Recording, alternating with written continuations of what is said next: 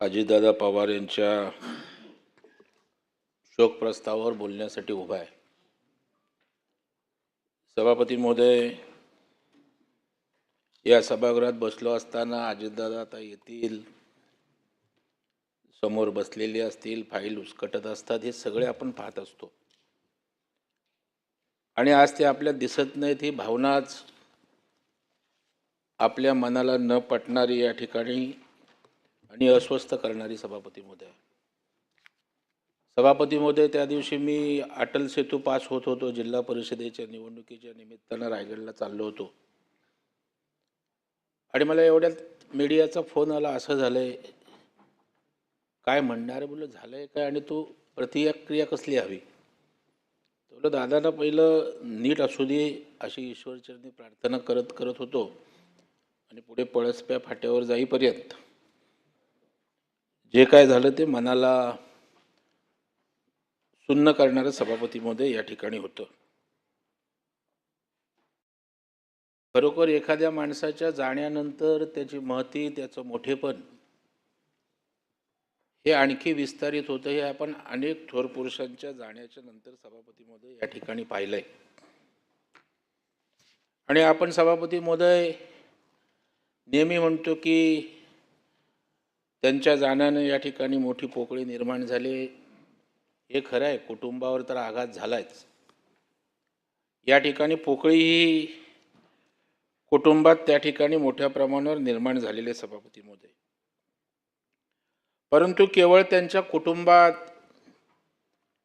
ही पोकळी निर्माण सभापती महोदय झालेली नसून महाराष्ट्राच्या राजकीय सामाजिक जीवनामध्ये त्या ठिकाणी फार मोठी पोकळी निर्माण झाल्याचं आपण पाहतोय। सभापती महोदय, अजितदादांचं वृत्त समजल्यानंतर संपूर्ण महाराष्ट्र हादरला, सभापती महोदय हळहळला आणि खरं म्हणजे अनेक नेते निशब्द झाले। कोणत्या शब्दात भावना मांडाव्यात हे कोणाला सभापती महोदय त्या ठिकाणी सुचत नव्हतं। परंतु सभापती महोदय, आज अजितदादा आपल्यात नाहीत हे वास्तव स्वीकारण्यापासून सभापती महोदय आपल्याला पर्याय नाही। सभापती महोदय, अजितदादांच्या विषयी बोलत असताना अजितदादांचा एक वेगळा ठसा, एक कामकाजाचा रुबाब या महाराष्ट्रानं पाहिलेला आहे। सभापती महोदय, अजितदादांच्या कामाचा वेग, कामाची गतीसुद्धा या महाराष्ट्रानं या ठिकाणी पाहिले आणि त्याच्यामुळे त्यांच्या वेगाबद्दल, त्यांच्या निर्णय क्षमतेबद्दल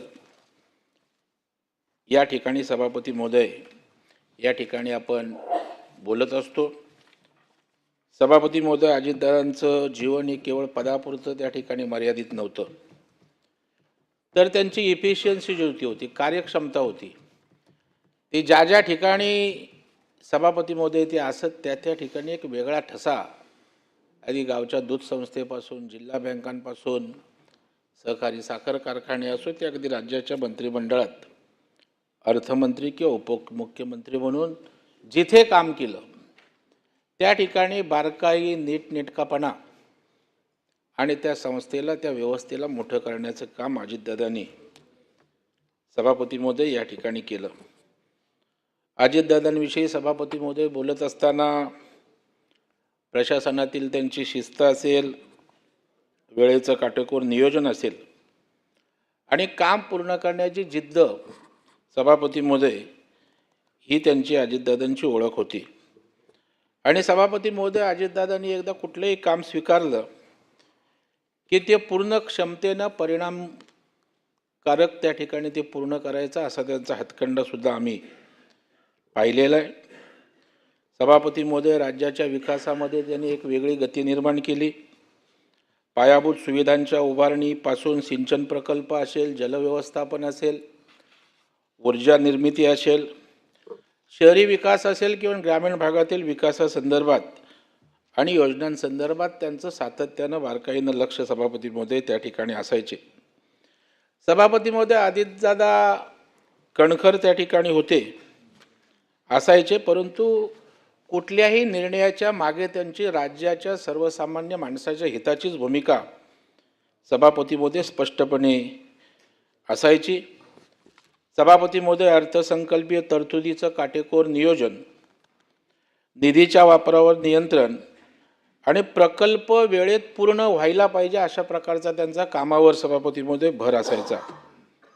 वारंवार त्यांनी प्रशासनाला सुद्धा आपल्या जबाबदारीची जाणीव सभापती महोदय करून दिली आणि कामकाजात पारदर्शकता आणि शिस्त आणण्याचा प्रामाणिक प्रयत्न त्यांनी केला.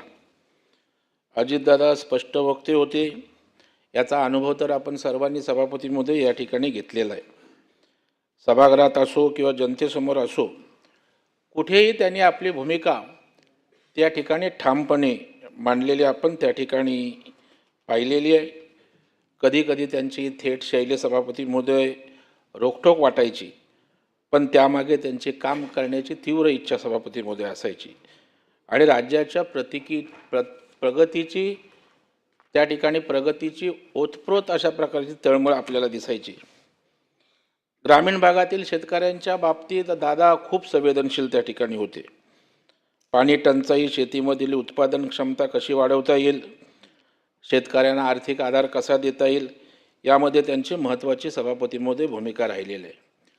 शहरी भागातील पायाभूत सुविधा असतील, रस्ते, वाहतूक व्यवस्था असेल, राज्याच्या औद्योगिक विकासाला सुद्धा चालना देण्याचा त्यांनी प्रामाणिक प्रयत्न केला आहे.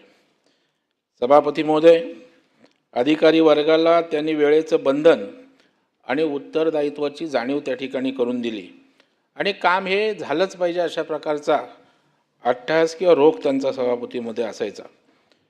सभापती महोदय, माझा अजितदादांशी जास्त संबंध आला तो सहकार चळवळीच्या निमित्तानं आला. कारण मी एका जिल्हा बँकेचं नेतृत्व करत असताना राज्यातली कारखानदारी असेल, सूतगिरण्या असतील, गावच्या सोसायट्यांपासून जी सहकार यंत्रणा व्यवस्था या राज्यामध्ये उभी आहे, त्यांना कर्ज देणं असेल, त्यांचे प्रश्न असतील, या संदर्भात नेहमी त्यांच्याकडे संपर्क यायचा आणि त्यावेळेला अत्यंत बारीक बारीक गोष्टी ते सांगायच्या. कधी आपल्याला कटू वाटायच्या, परंतु नंतर त्या गोष्टी किती खऱ्या होत्या हे त्या ठिकाणी दिसून यायचं. सभापती महोदय, अनेक निर्णय त्या ठिकाणी अजितदादांचे त्या ठिकाणी हे अत्यंत धाडसी आहेत. मी त्यातलं एक उदाहरण सभापती महोदय देतो की मुंबईतल्या गिरणी कामगारांना सभापती महोदय शासनाने घरं दिली. मला वाटतं पृथ्वीराज बाबा तेव्हा मुख्यमंत्री या राज्याचे होते. परंतु गिरणी कामगारांना घरं दिली, परंतु गिरणी कामगारांना द्यायला 12-15 लाख रुपये गिरणी कामगारांकडे नव्हते आणि त्यावेळेला मग गिरणी कामगार मुंबईमध्ये बँकांकडे पैसे मागायला जायचे. परंतु तो गिरणी कामगार निवृत्त झालेला 60 वर्षाच्या वर गेला होता, त्याची रिपेइंग कॅपॅसिटी नव्हती, त्याला जामीनदार नव्हते, तर तो दिलेल्या 12-15 लाखाची परतफेड कशी करणारा प्रश्न त्या ठिकाणी निर्माण झाला होता. आणि मग ते गिरणी कामगार माझ्याकडे आले, मला म्हणाले मुंबई जिल्हा बँकेच्या माध्यमातून आम्हाला हे 12 लाख रुपयाचं त्या ठिकाणी कर्ज द्यावं. आता बँकर म्हणून मलाही ती अडचण होती, परंतु आपलाही स्वभाव त्या ठिकाणी मार्ग काढण्याचा असल्यामुळे, गिरणी कामगारांविषयी एक वेगळ्या संवेदना असल्यामुळे मी त्या ठिकाणी आमच्या बँकेतले सहकारी सिद्धार्थ कांबळे जे तेव्हा उपाध्यक्ष होते माझ्याबरोबर, ते अजितदादांचे जवळचे सहकारी होते, त्यांच्यामार्फत मी दादांची वेळ घेतली आणि दादांकडे गेलो आणि मंत्रालयामध्ये आम्ही बैठक घेतली. त्यावेळेला मी दादांना सांगितलं, दादा आपण गिरणी कामगारांना घरं तर दिलेत, परंतु ते बघत राहणार का त्या घरांकडे? ते घर घेऊ शकत नाहीत कारण त्यांच्याकडे 12 लाख रुपये द्यायला नाही आहेत आणि मी द्यायला तयार आहे. या 7,000 गिरणी कामगार मी जिल्हा बँकेच्या मार्फत त्यांना पैसे द्यायला तयार आहे. आमचं संचालक मंडळ निर्णय घ्यायला तयार आहे. परंतु अशा प्रकारच्या 2 अडचणी त्या ठिकाणी येत आहेत की एक म्हणजे त्यांना त्या ठिकाणी परतफेड कशी करणार हा प्रश्न आहे आणि दुसरा जामीनदार हा प्रश्न आहे. मग म्हणाले, प्रवीणराव काय केलं पाहिजे? ते कुणालाही नावाने अगदी असंच बोलायचे. मी म्हटलं, दादा 2 पर्याय आहेत. एक म्हणजे त्यांना ते घर त्या ठिकाणी भाड्याने द्यायला परवानगी द्या. दादा बोलले काहीच अडचण नाही, घर भाड्याने दिले तर त्यांना 12-15 हजार रुपये भाडं येईल, म्हणजे घेतलेल्या कर्जाचा हप्ता त्यातनं निघून जाईल. आणि दुसरं को-बॉरोवर म्हणजे सहकर्जदार करायला त्या गिरणी कामगाराच्या मुलाला, मुलीला, नातवाला त्या ठिकाणी परवानगी द्या. दुसऱ्या क्षणाला दादानी बोलले, हो दोन्ही निर्णय करणं आपल्याला शक्य आहे. तशा प्रकारचा जी-आर त्या ठिकाणी सतेज भाऊ काढला. घर भाड्याने द्यायला गिरणी कामगाराला त्या ठिकाणी त्यांनी परवानगी दिली आणि त्यांच्या नातेवाईकाला जवळच्या कोबॉरोवर करून घेण्याची परवानगी दिली. आज 7,000 गिरणी कामगारांना मुंबई जिल्हा बँकेनं जे काही पैसे दिले ती सर्व दादांनी घेतलेल्या निर्णयामुळे आम्हाला देणं शक्य झालं. आज त्यांनी त्या ठिकाणी घरात राहायलाही गेले आणि त्यांनी कर्जाची 100% त्या ठिकाणी परतफेडी केली. आज गिरणी कामगार मुंबईतल्या वेगवेगळ्या ठिकाणी राहत आहेत. ते दादांनी घेतलेल्या महत्त्वाकांक्षी अशा प्रकारच्या धाडसी निर्णयामुळे त्या ठिकाणी शक्य झाले. सभापती महोदय, राज्यातली साखर कारखानदारी म्हटली की पवार कुटुंब यांच्याशिवाय ती पूर्ण होऊ शकत नाही आणि त्यामुळे साखर कारखाने जेव्हा जेव्हा अडचणीत आले त्या साखर कारखान्या पुनर्बांधणी करणं असेल, त्यांना पुन्हा ऊर्जितावस्था देणं असेल, अनेक वेळा त्यांना आरोपाचं धनी व्हायला लागलं. कारखाने लिक्विडेशनमध्ये गेल्यानंतर विकल्यानंतर त्या ठिकाणी वेगवेगळ्या प्रकारचे आरोपही त्यांच्यावर झाले. तथापि त्याची पर्वा न करता सभापती महोदय या ठिकाणी त्यांनी या सगळ्या कारखान्यांना ताकद दिली. प्रसंगी केंद्रामध्ये गेले, अमितभाई शाह सहकार मंत्री आहेत, त्यांच्याकडून त्यांचा इन्कम टॅक्सचा विषय असेल, त्यांच्या अनेक अडचणी असतील, त्या दूर करण्याचा त्यांनी प्रामाणिक प्रयत्न केला आणि राज्यातली जी काही साखर कारखानदारी आज टिकले जगते त्याच्यामध्ये त्यांचं योगदान महाराष्ट्राला कधीच विसरता येणार नाही. सभापती महोदय, आधुनिक तंत्रज्ञान असेल, इथेनॉल निर्मिती असेल, कोजनरेशन प्रकल्प आणणं असेल, त्याला प्रोत्साहन देण्याची भूमिका दादांनी सातत्यानं घेतली. ऊस उत्पादक शेतकऱ्यांच्या देयकांच्या प्रश्नावर सुद्धा दादांनी स्वतःहून सरकार म्हणून अनेकदा हस्तक्षेप या ठिकाणी केलेला आपण पाहिलं. जिल्हा बँकेंच्या बाबतीत ते खूप सतर्क असायचे. जिल्हा बँकांची कर्ज वितरण असतील त्याच्यामध्ये एखाद्याला मदत करायला सांगायचे, पण चुकीचं अजिबात करू नका. मग बँकेचं NPA बरोबर आहे का, CD रेशो मेंटेन होतो आहे का, कर्ज वसुली कशी होते, याचा कटाक्ष आपलेपणानं जसं एखादा आपत्ती आपण त्या ठिकाणी जपतो त्याप्रमाणे सहकारी संस्था जपण्याचं कामसुद्धा दादांच्या नेतृत्वाखाली झालेल्या या महाराष्ट्रानं सभापती महोदय या ठिकाणी पाहिलेलं आहे. सभापती महोदय, शेतकरी आणि ग्रामीण भागातील लघुउद्योगांना वित्तपुरवठा वाढवण्याचा त्यांनी सुद्धा सातत्यानं प्रयत्न केला आहे. ग्रामीण पतसंस्था असतील, बहुउद्देशीय सहकारी संस्थांना प्रोत्साहन देण्याचा विषय असेल किंवा कृषीला पायाभूत सुविधा प्रक्रिया उद्योगांना सहकार करण्याचा प्रश्न असेल, सातत्याने प्रश्न सोडवण्यासाठी दादांनी त्या ठिकाणी योगदान दिलेलं आहे. आणि सभापती महोदय, हे दादांचं योगदान हा महाराष्ट्र कधी विसरणार नाही. कार्यपद्धतीवर कोणाचे आक्षेप असू शकतात, प्रत्येकाची काम करण्याची एक पद्धत असू शकते, परंतु कामातून मिळणारा जो काही रिझल्ट असायचा तो दादांच्या प्रत्येक त्या ठिकाणी कामातनं त्या ठिकाणी दिसून यायचा. कधी कधी त्या ठिकाणी आमदार निधीवरनं, विकास कामांना मिळणाऱ्या निधीवरनं अनेकदा त्या ठिकाणी अनेक प्रश्न निर्माण झाले, परंतु त्या ठिकाणी आमदार, खासदार किंवा आपले सहकारी नाराज झाले तरी चालतील, परंतु राज्याची आर्थिक घडीसुद्धा बसली पाहिजे. त्या ठिकाणी राज्याचा आर्थिक डोलारा त्या ठिकाणी कोसळता कामा नये, ही अर्थमंत्री म्हणून कठोर घेतलेली भूमिका ही आज राज्याला अर्थव्यवस्थेत सावरण्याचं महत्त्वाचं काम त्या ठिकाणी करते, हे कोणालाही त्या ठिकाणी नाकारता येणार नाही. सभापती महोदय, आज आपण राज्यातला केवळ एक राजकीय नेता गमावलेला नाही, एक अनुभवी प्रशासक, एक चांगला मार्गदर्शक आणि अनेक कार्यकर्त्यांचं सामाजिक राजकीय जीवनातलं प्रेरणास्त्रोत आज हरपलेला आहे. त्यांच्या दीर्घ सार्वजनिक जीवनातून निर्णय क्षमता, कामावरील निष्ठा ही आमच्यासारख्या उदयोन्मुख कार्यकर्त्यांना शिकण्यासारखी त्या ठिकाणी आहे. या दुःखद प्रसंगी मी आणि हे संपूर्ण सभागृह त्यांच्या कुटुंबियांच्या दुःखामध्ये या ठिकाणी सहभागी आहोत. त्यांना चिरशांती आत्म्यास लाभो, त्यांच्या कुटुंबियांना हे अपरिमित अशा प्रकारचं दुःख सहन करण्याची शक्ती देवो अशी प्रार्थना मी ईश्वरचरणी करतो. मी खरं म्हणजे आमच्या सुमित्रा वहिनींचं कुठल्या शब्दात आभार म्हणू, अभिनंदन करू, काय म्हणू, की धाडसाचं खऱ्या अर्थानं कौतुक आहे.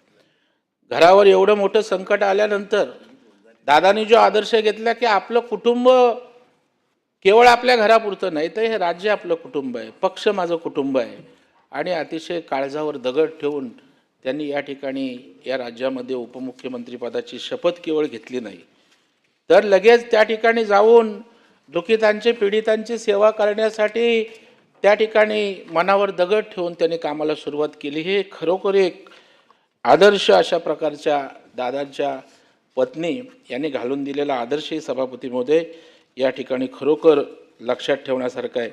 म्हणून या ठिकाणी सभापती महोदय दादांच्या जाण्याने महाराष्ट्रावर फार मोठं त्या ठिकाणी दुःखाचं डोंगर कोसळलं आहे. सभापती महोदय स्वरूपसिंग हिरा नाईक असतील, या नंदुरबारसारख्या डोंगराळ दुर्गम आणि आदिवासी बहुल जिल्ह्यातून लोकप्रतिनिधित्व करत होते. अनेक वर्ष त्यांनी मंत्रिपदाची जबाबदारी त्या ठिकाणी सांभाळली.